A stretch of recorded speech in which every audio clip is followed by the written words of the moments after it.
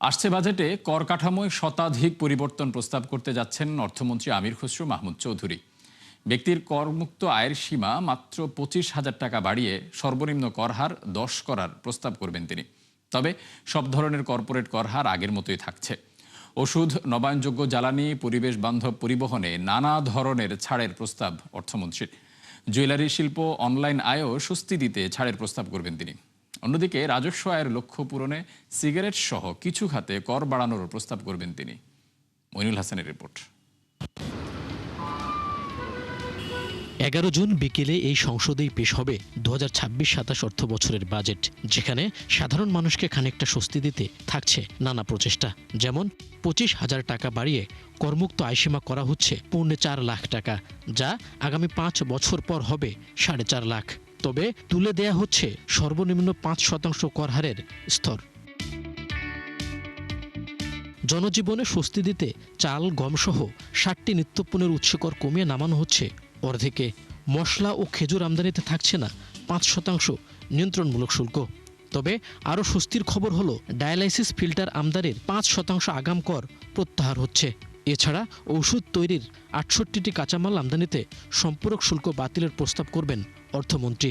হার্টের রিং এবং চোখের লেন্সের 10% ভ্যাট প্রত্যাহার হচ্ছে। ক্যান্সারের ঔষধ তৈরির 9টি কাঁচামাল আমদানিতে দেয়া হচ্ছে কর রেয়াত সুবিধা।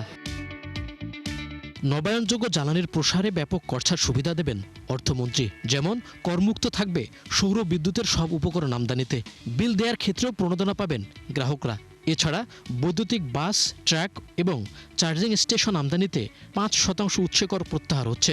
বৈদ্যুতিক গাড়ির নিবন্ধন ও নবায়নে আগাম আয়কর 2 লাখ টাকা থেকে কমিয়ে সর্বোচ্চ 1 লাখ টাকা করা হচ্ছে। কর রেয়াত সুবিধা পাচ্ছেন স্থানীয়ভাবে ইলেকট্রিক গাড়ি ও বাইক উৎপাদন শিল্প। মোবাইল ফোন ব্যবহারকারীদের স্বস্তি দিতে বাতিল করা হচ্ছে সিমের উপর থাকা 300 টাকা কর। আর মোবাইল উৎপাদনের 22 ধরনের কাঁচামাল আমদানিতে উৎসে কর কমে হচ্ছে 1%। এছাড়া এ খাতের মূসক অব্যাহতি বাড়ছে 2030 সাল পর্যন্ত। সব ধরনের কার্ড তৈরির কাঁচামালে থাকা 5% আগাম কর প্রত্যাহার হচ্ছে। কাজু বাদাম আমদানিতে শুল্ক বেড়ে হচ্ছে 25%। জুয়েলারি শিল্পের কর হারেও আসছে পরিবর্তন। যেমন স্বর্ণ ও অলংকার সরবরাহে উৎসে কর কমে হচ্ছে 0.5%। আর 5% ভ্যাটের বদলে ভরিপূর্তি করা হচ্ছে নির্ধারিত 2,500 টাকা। করমুক্ত থাকবে কন্টেন্ট ক্রিয়েশনের আয়ও। এসএমই খাতে 50 লাখ ও নারী উদ্যোক্তাদের জন্য 70 লাখ টাকা পর্যন্ত টার্নওভার ট্যাক্স করমুক্ত হচ্ছে। খুচরা বিক্রেতাদের কাছে পণ্য সরবরাহে বসছে 0.2% অগ্রিম কর। ডিজিটাল ব্যবস্থাকে আরও অর্থপূর্ণ করতে সব ধরনের ফ্রিল্যান্সিংয়ে আয়কর অব্যাহতি প্রস্তাব করবেন অর্থমন্ত্রী। সৃজনশীল অর্থনীতির বিকাশে বাদ্যযন্ত্র আমদানিতে থাকা 5% শুল্ক প্রত্যাহার হচ্ছে। রপ্তানিকারকদের ক্ষেত্রে কিছুটা পরিবর্তন হবে নতুন বাজেটে, কেননা নগদ প্রণোদনার উৎসে কমে হচ্ছে 5%। আর শিল্পের কাঁচামাল আমদানিতে থাকা উৎসে কর কমছে 1%। 150 সিসির ওপর মোটরসাইকেল নিবন্ধনে টিআইএন বাধ্যতামূলক হচ্ছে। তবে কোনো কর দিতে হবে না। কর অব্যাহতি সুবিধা বহাল থাকছে টিভি, ফ্রিজ, কম্পিউটার সামগ্রী উৎপাদনের ক্ষেত্রেও। বরাবরের মতো এবারও ধূমপায়ীদের জন্য কঠিন বার্তা নিয়ে আসছেন অর্থমন্ত্রী। যেমন সিগারেটের ফিল্টার তৈরির কাঁচামালে 300 ও নিকোটিনে 350% সম্পূরক শুল্ক আরোপ করা হচ্ছে। এছাড়া 10 শলাকার উচ্চ স্তরের সিগারেটের দাম 185 টাকা থেকে বাড়িয়ে করা হচ্ছে 210 টাকা। পাচার ও নকল বন্ধে সিগারেটের প্যাকেটে বসছে কিউআর কোড। দেশে উৎপাদিত অ্যালকোহলে ভ্যাট বসছে লিটারে 500 টাকা। সিনথেটিক ওভেন, ফেব্রিক্স আমদানিতে 10% সম্পূরক শুল্ক প্রত্যাহার হচ্ছে। ফ্লোট গ্যাস উৎপাদনে 5টি কাঁচামাল আমদানিতে শুল্ক কমে হচ্ছে 15%। উচ্চ মূল্যের হিমায়িত মাছ আমদানিতে 15% মূসক আরোপ হচ্ছে। কৃষিখাতের সম্প্রসারণে সার ও কীটনাশকের ভ্যাট ও কর বাতিল হচ্ছে। বিআইএন বাধ্যতামূলক হচ্ছে ব্যবসায়িক ব্যাংক অ্যাকাউন্ট খোলার ক্ষেত্রে।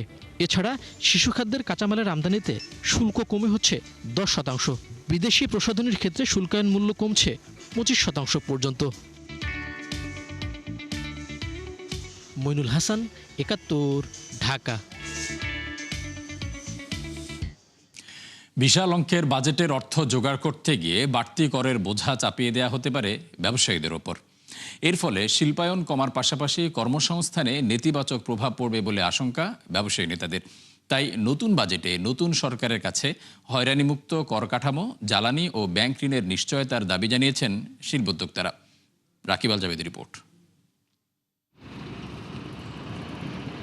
বৈশ্বিক জ্বালানি বাজারের অস্থিরতা, মধ্যপ্রাচ্য যুদ্ধ, 14 মাসের সর্বোচ্চ মূল্যস্ফীতি আর বিনিয়োগ বাণিজ্যে চরম মন্দাভাব, এমন বাস্তবতায় 2026-27 অর্থবছরের বাজেট দিতে যাচ্ছে বিএনপি সরকার, জানিয়ে চাপা উদ্বেগ আর গভীর আতঙ্কে ব্যবসায়ী মহল। বাজেট অনুমোদন প্রক্রিয়ায় সক্রিয় ভূমিকা রাখার পাশাপাশি 9,38,000 কোটি টাকার বিশাল বাজেটে রাজস্ব লক্ষ্যমাত্রা ধরা হয়েছে প্রায় 7 লাখ কোটি, চলতি অর্থবছরের তুলনায় যা প্রায় 20% বেশি। এই ব্যবসায়ী নেতা মনে করেন 2034 সালের মধ্যে $1 বিলিয়ন অর্থনীতির লক্ষ্য অর্জনে দরকার ব্যবসা বান্ধব ও হয়রানি মুক্ত বাজেট। তাই করদাতাদের হয়রানি বন্ধ না হলে সম্ভব নয় এ লক্ষ্য অর্জন। একটা ব্যবসায়ী কিন্তু ওই 22%, 25% ট্যাক্স দেয় না, ওরা দেয় 40 থেকে 50%। আমরা যারা রীতিমতো ধরেন ট্যাক্স দিয়ে আসছি, বা ধরেন আমাদের একটা বেসিক কমপ্লেন থেকে ব্যবসায়ীদের ক্ষেত্রে যে তারা হয়রানির শিকার হয়, এটার সমাধান একটাই, অটোমেশন।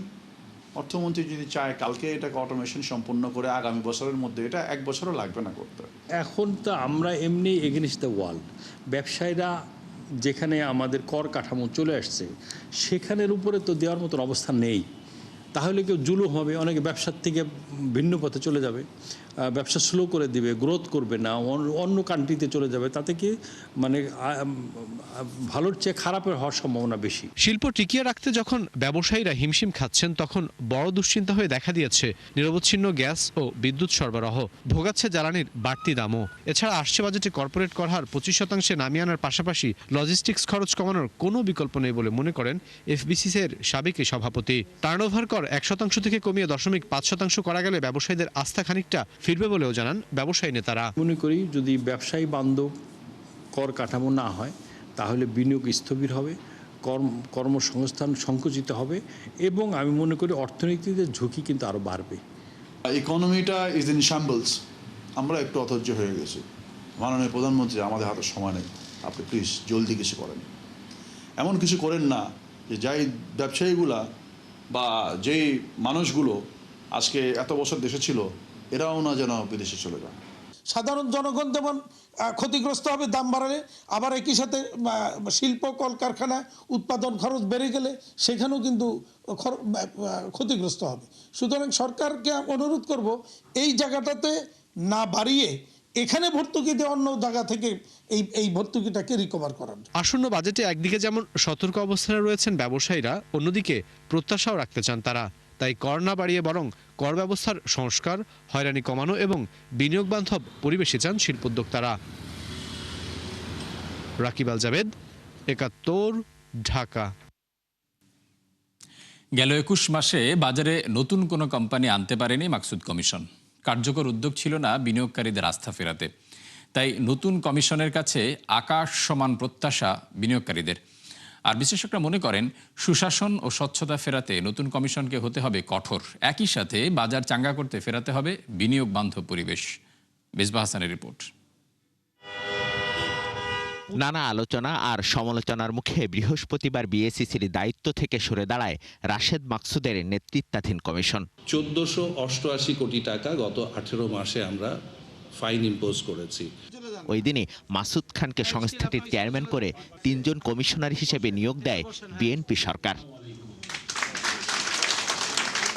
দায়িত্ব নেওয়ার পরই পুঁজি বাজার উন্নয়নে নানা ভাবনা ও পরিকল্পনা তুলে ধরেন নতুন চেয়ারম্যান। ইঙ্গিত দেন আইপিও বিধিমালা সংশোধন সহ নীতি সহজ করার। সুশাসন জোরদার করব, স্বচ্ছতা বৃদ্ধি করব, ন্যায্য সম্পদ মূল্যায়ন নিশ্চিত করব। নতুন কমিশনের দায়িত্ব নেওয়ার দিন চাঙ্গা ভাব দেখা যায় পুঁজিবাজারে। প্রথম কার্যদিবসেই ঢাকা স্টক এক্সচেঞ্জের লেনদেন ছাড়ায় 1300 কোটি টাকা। বিনিয়োগকারীরা বলছেন শুধু সূচক আর লেনদেনের উত্থান নয়, দীর্ঘমেয়াদী উন্নয়নে দরকার টেকসই সংস্কার। কিন্তু মার্কেটে কিন্তু মাসুদ খানও কিছু করতে পারবে না, আর রাশেদ মাকসুদও কিছু করতে পারবে না। এটা কিন্তু বর্তমান সরকারও এটা খেয়াল করতে হবে। বাজারের সকল অংশীজনদেরকে নিয়ে একটি স্টেবল এবং সুশাসনের একটি পুঁজিবাজার বাংলাদেশে উপহার দিবেন। তালিকাভুক্ত কোম্পানিগুলোর সুশাসন নিশ্চিত, তথ্য প্রকাশে স্বচ্ছতা বৃদ্ধি ও ক্ষুদ্র বিনিয়োগকারীদের স্বার্থ রক্ষায় কঠোর অবস্থানের তাগিদ বিএসইসির সাবেক এই চেয়ারম্যানের। বলেন কাল্পনিক নয়, নিতে হবে সময় উপযোগী সিদ্ধান্ত। এই নতুন কমিশনকেও আমি দেখেছি একটু প্রত্যাশার কথাবার্তা মনে হয় যেন বলছে, এবং এছাড়াও সরকারের কিছু কিছু উচ্চ মহল থেকে প্রত্যাশা সৃষ্টি করা হচ্ছে। 4 বছরে সমস্ত বড় বড় পরিকল্পনা, বড় বড় প্রজেক্ট, সমস্ত বড় বড় লোন, দীর্ঘমেয়াদী লোন সমস্ত পুঁজিবাজার থেকে আসবে, এই ধরনের প্রত্যাশাটা আমার ক্ষুদ্র বুদ্ধিতে অবাস্তব মনে হয়। বাজারে আস্থা ফিরিয়ে আনাই এখন নতুন কমিশনের সবচেয়ে বড় পরীক্ষা, এমনটা জানিয়ে বিশ্লেষকরা বলছেন সরকারের সদিচ্ছা থাকলে ঘুরে দাঁড়াবে পুঁজিবাজার। সেই রুলটার মধ্যেও কিন্তু ঘাটতি আছে, সেগুলোকে ঠিক করতে হবে। সো উনার অনেক কাজ করতে হবে, যে কাজের জন্য পলিসিগত সাপোর্ট বাজার পাবে। বাজার তো টাকা চায় না, বাজার যায় পলিসিগত সাপোর্ট। এমন তদবির আপনি শুনবেন না যেই তদবিরে বিনিয়োগকারীরা ক্ষতিগ্রস্ত হয়, পুঁজি বাজার ক্ষতিগ্রস্ত হয়। এমন তদবির আপনি নিতে পারবেন না, এইটা নিলে আপনার ওই বিগত কমিশনের অবস্থাই হয়ে যাবে। গেল 21 মাসে নতুন কোনো কোম্পানি তালিকাভুক্ত হয়নি বাজারে, উল্টো দাম কমেছে ভালো মৌলভিত্তির শেয়ারে। তাই এসব বিষয়ে কার্যকর উদ্যোগ চান বাজার সংশ্লিষ্টরা। মিসবাহ হাসান, 71, ঢাকা। অর্থবছরের 10 মাস শেষে বাণিজ্য ঘাটতি বেড়ে দাঁড়িয়েছে $22 বিলিয়ন। কেবল 1 মাসে যা বেড়েছে 3 বিলিয়ন। বাংলাদেশ ব্যাংক এ তথ্য প্রকাশ করেছে। মূলত আমদানি ব্যয় বৃদ্ধি ও রপ্তানি কমে যাওয়ায় এমন পরিস্থিতির সৃষ্টি হয়েছে। সবশেষ এপ্রিল মাসে দেশের বাণিজ্য ঘাটতি ছিল 19 বিলিয়নের ওপরে। প্রতিবেদন অনুযায়ী চলতি অর্থবছরের প্রথম 10 মাসে বাংলাদেশ থেকে পণ্য রপ্তানি হয়েছিল $3,601 কোটি 6 লাখ। আর অর্থবছরের একই সময়ে আমদানি ব্যয় হয়েছে $5,822 কোটি 5 লাখ। এই সময়ে রপ্তানি আয়ের চেয়ে আমদানি ব্যয় বেশি হয়েছে $2,220 কোটি 9 লাখ। জাতীয় অর্থনৈতিক পরিষদের নির্বাহী কমিটি একনেকে অনুমোদনের অপেক্ষায় 8,106 কোটি টাকার 12টি প্রকল্প। এখানে সরকারের নিজস্ব অর্থায়ন 5,545 কোটি টাকা ও ঋণ বাবদ নেওয়া হবে 2,467 কোটি টাকা। আর সংস্থাগুলোর নিজস্ব অর্থায়ন 93 কোটি 53 লাখ টাকা। এর মধ্যে নতুন প্রকল্প 6টি ও সংশোধিত প্রকল্প 4টি এবং মেয়াদ বৃদ্ধির প্রকল্প 2টি। কাল প্রধানমন্ত্রী তারেক রহমানের সভাপতিত্বে সচিবালয়ে একনেক সভা হওয়ার কথা রয়েছে। প্রধানমন্ত্রী তারেক রহমানের বেইজিং সফরের আগেই একনেকে উঠছে চীনা অর্থনৈতিক ও শিল্প অঞ্চল CIZ প্রকল্প। নানা জটিলতায় আটকে থাকা প্রকল্পটির জন্য 4,189 কোটি টাকার পুনর্গঠিত উন্নয়ন প্রকল্প প্রস্তাব DPP অনুমোদনের অপেক্ষায় রয়েছে। দীর্ঘ 10 বছরের জট কাটিয়ে বাস্তবায়নের পথে প্রকল্পটি চট্টগ্রামের আনোয়ারে 800 একর জমিতে G2G ভিত্তিতে গড়ে তোলা হচ্ছে। যানজট নিরসন ও আধুনিক পরিবহন ব্যবস্থা নিশ্চিতে চট্টগ্রামে মাটির নিচে মেট্রো রেল ও উপরে মনোরেলের সমন্বয়ে একটি আধুনিক সমন্বিত পরিবহন ব্যবস্থা গড়ে তোলার পরিকল্পনা নেওয়া হচ্ছে। প্রকল্প বাস্তবায়নে দ্রুত সম্ভাব্যতা যাচাই শেষ এবং এ বিষয়ে সরকারের কাছে রিপোর্ট জমা দিতে এরই মধ্যে বৈঠক ও প্রস্তাবিত রুট পরিদর্শন করেছে সংশ্লিষ্ট প্রতিষ্ঠানগুলো। এই প্রকল্প বাস্তবায়িত হলে চট্টগ্রাম শহরে একটি যুগান্তকারী পরিবর্তন আসবে বলছেন সংশ্লিষ্টরা। জহিরুল ইসলামের ক্যামেরায় প্রণবেশ চক্রবর্তীর প্রতিবেদন।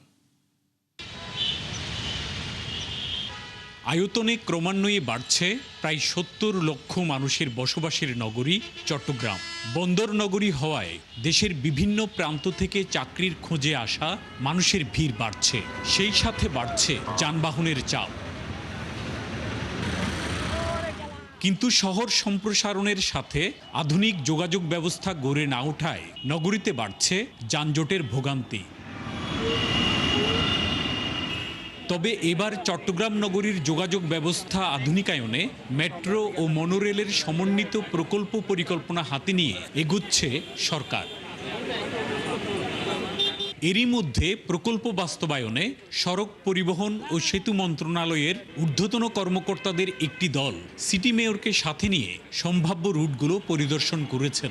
মনোরেল, রাস্তা, ওয়াটারওয়ে সবকিছু বিবেচনা করে সমস্ত কিছুর সমন্বয় করে আমরা একটা মাস্টার প্ল্যান তৈরি করব। তারপরে আমরা প্রত্যেকটার ইন্ডিভিজুয়াল রুটের উপর আমরা ফিজিবিলিটি স্টাডি করব। কালুরঘাট থেকে পতেঙ্গা পর্যন্ত 25 কিলোমিটার মাটির নিচে মেট্রো রেলের মূল রুট তৈরির সম্ভাব্যতা যাচাইয়ে চট্টগ্রাম উন্নয়ন কর্তৃপক্ষের সাথেও বৈঠক করেছে দলটি।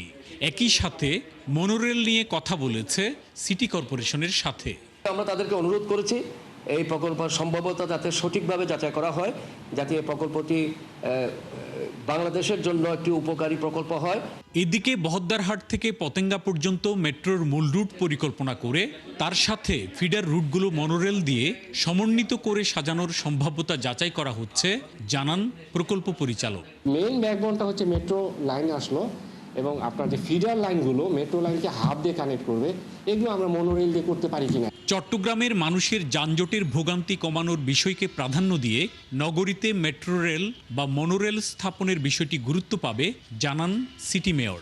আমাদের মূল লক্ষ্যটা হচ্ছে জনগণকে সার্ভিস দেওয়া এবং সেটা খুব নিরাপদে দেওয়া এবং সেটা খুব স্বল্প সময়ের মধ্যে তারা যাতে সেখানে যেতে পারে without any shorts of traffic এবং as well as cost effective. Chattogram নগরীতে বর্তমানে সড়কের পরিমাণ 1046 কিলোমিটার, আর নগরীতে চলাচলের জন্য নিবন্ধিত যানবাহনের সংখ্যা 3,94,443টি। প্রণবেশ চক্রবর্তী, 71 চট্টগ্রাম। দর্শক, 71 বিজনেসে এই ছিল এখনকার মতো। সরাসরি সংবাদ অনুষ্ঠান দেখতে চোখ রাখুন 71-এর ফেসবুক পেজ এবং সাবস্ক্রাইব করুন 71-এর ইউটিউব চ্যানেল। থাকুন 71-এর সাথেই।